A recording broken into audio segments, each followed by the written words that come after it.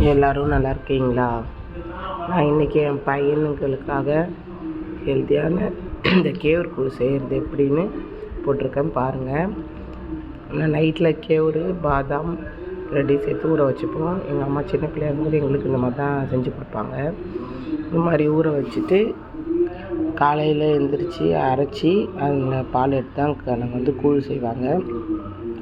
இந்த பாதாம் வைக்கிறதுனால ரொம்ப டேஸ்ட்டாக இருக்குங்க இந்த கூழ். அப்படியே கேவுருடைய இதுவும் அந்த பாதாம் பாலும் ரெண்டும் கலந்த மாதிரி சூப்பராக இருக்கும். பால் வேணுன்றவங்க ஊற்றிக்கலாம், ஆனால் நான் பால்லாம் ஊற்ற மாட்டேன். வெறும் இந்த கூழ்லேருந்து எடுக்கிற அந்த இது மட்டும்தான், அந்த பால் மட்டும்தான் வச்சு காய்ச்சுவேன். இந்த மாதிரி நல்லா மழை அரைச்சிக்கோங்க.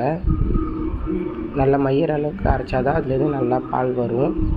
கரெக்டாக கொரப்பாலாக இருந்தால் கொஞ்சம் இதுவாக இருக்கும். இந்த மாதிரி மயமாச்சு மிக்ஸி இருக்கிறவங்க மிக்ஸிலே அரைச்சிக்கலாம். மிக்ஸியில் தான் எல்லோரும் அரைப்பாங்க. இப்போலாம் நான் சரி அம்மியில் அரைக்கலாமேன்னு அரைச்சேன்.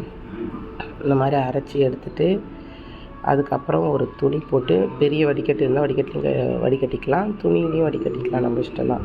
இந்த மாதிரி துணி போட்டு அந்த பாலை மட்டும் எடுத்துக்கோங்க. அழகாக வடிகட்டி கரெக்டாக வந்துடும்.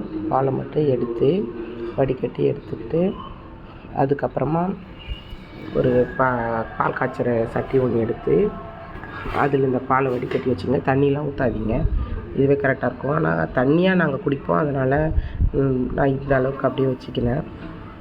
கொஞ்சோண்டு தனியாகவே நான் கரைச்சிக்கினேன். அதுக்கப்புறம் சட்டியில் வச்சு நல்லா இதில் மெயினே கையை எடுக்கவே கூடாதுங்க, கிண்டினே இருக்கணும். கொஞ்சம் நம்ம கையை விட்டுட்டாலும் அப்படியே கூழ் கட்டி கட்டியாக ஆகிடும்.